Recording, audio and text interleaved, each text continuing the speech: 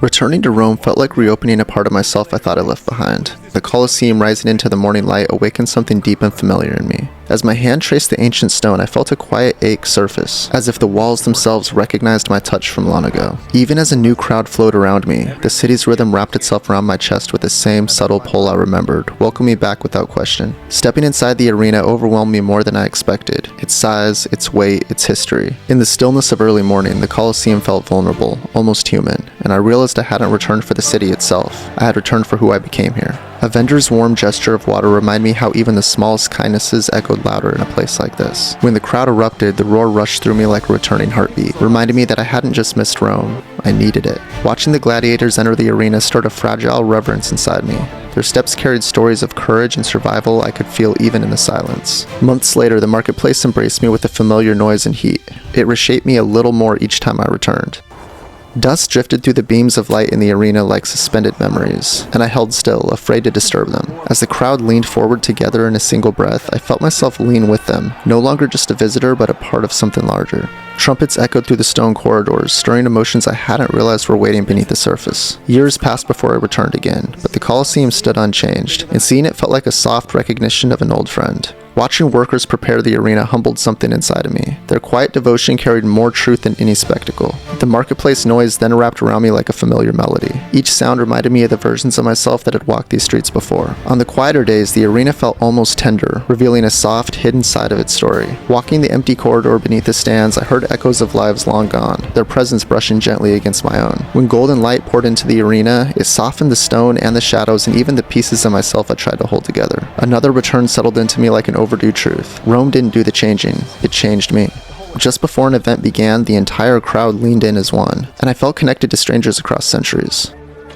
Watching the gladiators train without an audience moved me. There was dignity in their quiet focus, untouched by spectacle. A child's curious gaze caught mine, and in that small moment I felt strangely seen, like some part of me belonged here more than I ever admitted. At dusk, the Colosseum softened into shadow and gold, offering a farewell I wasn't ready for. But when the crowd roared one last time, the sound surged through me and broke something open, something I didn't know I had carried through time. Walking down the stone steps, I felt the weight of every visit settle inside me. Leaving felt like letting go of a version of myself I wasn't ready to lose. Seeing the arena nearly empty at night stirred a quiet ache, as if the silence was reminding me that every story must close. When I placed my hand on the stone one last time, it felt like the Colosseum held on, just for a moment. Just enough to make me stay a breath longer. My final look from the street felt like closing a beloved chapter, one I wished could linger. And as I walked down the quiet Roman road, I realized I wasn't really leaving Rome at all. It had settled inside me, changing me in ways that I would carry into every place and every time. A part of myself would always be here in Rome, so I said goodbye and I walked away. Rome showed me what power looks like when it's on display, but history doesn't only fall in arenas. My next journey sends me to a time when the world itself broke, the Great Depression. The moment I stepped into the Great Depression, the air felt heavy, as if the land itself remembered every hardship it had endured. Standing on that barren field, I felt an ache in my chest, like I stepped into the heart of someone else's sorrow. The wind carried dust like it carried memories, sweeping past me with the weight of thousands of untouched stories. As I shielded my face, I realized the storm wasn't just in the air, it lived in the people who called this place home. The empty farmhouse felt like a heartbeat halted mid-pause, frozen by forces no one chose. Stepping through its doorway, I sensed the ghosts of a life interrupted, lingering like faded echoes. Each step across the crackled earth felt like walking through someone's unspoken grief. Yet underneath the dust, I sensed a faint pulse of hope, waiting for its moment to rise again. I watched a family pack their life into a single cart, every item a memory they refused to abandon. Their quiet courage struck me harder than any storm ever could. The empty road stretched onward like a question with no certain answer. Every abandoned wagon whispered stories of journeys cut short but never surrendered. Boarded windows and silent streets felt like a town holding its breath. In the stillness, I sensed dreams lying dormant, but not dead. In the breadline, hunger shaped the silence more than any words could. Yet the way people stood, patient, proud, revealed a strength no hardship could erase. Watching strangers care for one another reminded me that humanity survives even in scarcity. The silent factory felt like a monument to a world paused mid-motion, but in the workers' eyes, I saw a glimmer that someday the gears would turn again. The men on the bench spoke softly, their voices worn by uncertainty, but in their shared silence, I felt a quiet brotherhood holding them together. Children turned scraps into toys and dust into imagination. Their laughter broke through the heaviness around them like a small, defiant miracle. I watched a family tend to stubborn soil, refusing to let the land defeat them. Every seed they planted felt like a whispered prayer for tomorrow. At the station, families boarded trains with more hope than belongings. Each departing whistle sounded like both a farewell and a fragile promise. By the firelight, strangers shared stories that stitched a temporary family together. In that fragile glow, the world felt gentler than the daytime allowed. Repairing a worn plow felt symbolic, like trying to mend a life with hands that refused to quit. Hope often begins in moments exactly like this, quiet, stubborn, unwavering. In the shelter's dim light, exhaustion and compassion mingled in equal measure. Even with nothing, people found ways to care for one another, and it touched me far more than I realized. As dust swirled in the fading light, the sky looked bruised but not defeated. I felt the resilience of the plains echoing in the resilience of its people. A lone musician played with a kind of honesty only hardship can carve out. Every note felt like a thread stitching hope back into weary hearts. I watched someone write a letter by candlelight. Words became bridges when voices couldn't travel across the distance. Even the smallest harvest felt like a celebration in a world of scarcity. Gratitude shone brighter than the goods themselves. At the dinner table, laughter returned like a long-lost guest. Their unity reminded me that love often thrives where comfort cannot. In the schoolhouse, children learned with a hunger deeper than the one in their stomachs. Their dreams felt like seeds waiting for a kinder season.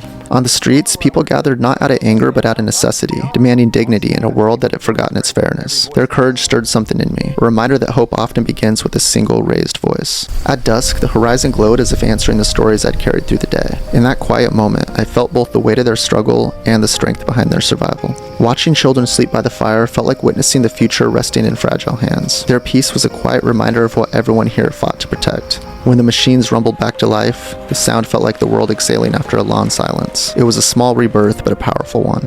On a quiet porch, stories of laughter returned in soft, healing waves. Hope didn't shout. It settled gently, like dust finally choosing to rest. The sunset painted the plains in colors untouched by hardship. Even the sky seemed determined to remind them that beauty still lives here. In the silence of that final night, I realized the Great Depression wasn't defined by its darkness, but by the countless small lights that refused to go out. Even in my own time, I could tell this was a gentle reminder. Within times of darkness, there's always a light leading us forward. In the Great Depression, survival meant enduring, but in another time, survival meant setting sail. Next, I traveled to the age of the Vikings. I woke to the fjord's cold breath, unsure why time had carried me here. Yet something in the silence felt like a beginning I didn't fully understand. As I followed the shoreline, the sea's rhythm steadied the confusion in my chest. By the second day, I realized it wasn't pushing me back, it was guiding me forward. When the village rose through the mist, it felt like an answer forming out of nothing. Stepping toward it, I sensed the world pulling me deeper into its story. The guard's eyes studied me as if measuring who I might become, but when he let me pass, it felt like the first door this era opened for me. As the days blurred together, I mirrored the villagers just to keep up. In that repetition, I began to feel the first threads of belonging. The forge drew me in, its steady rhythm matching the one I'd first felt at sea. Each swing of the hammer made me aware that I was being reshaped too.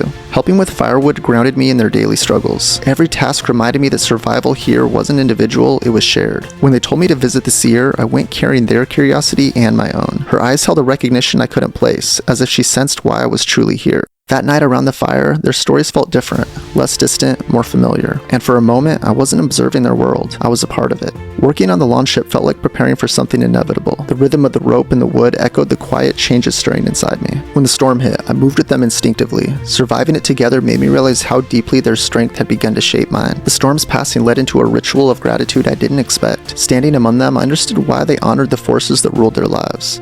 Training followed naturally after that night, another way they pulled me deeper into their world. Every swing stripped away the uncertainty I carried since arriving.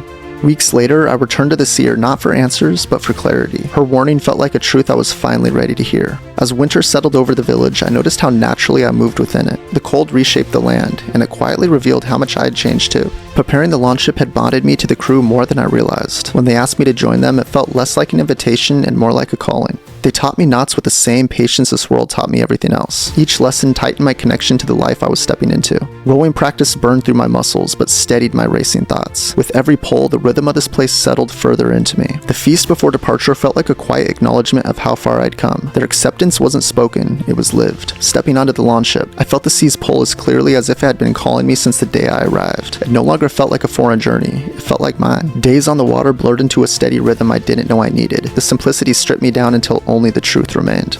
When the storm began building on the horizon, fear came quietly, but watching the crew prepare showed me the strength I'd gained by standing beside them. The storm didn't ask who we were, it revealed it. In the chaos, I discovered a resilience I never knew was in me. When calm waters finally returned, the quiet felt almost sacred. It gave me space to process the person I was becoming. Under the stars, the world felt impossibly vast, and for the first time I saw how small my old fears really were. Seeing land again felt like rediscovering a forgotten part of myself. This place, once strange, now carried the comfort of something I'd earned. Returning to the village, nothing had changed, and yet everything had. I took a moment to realize that the difference was in me.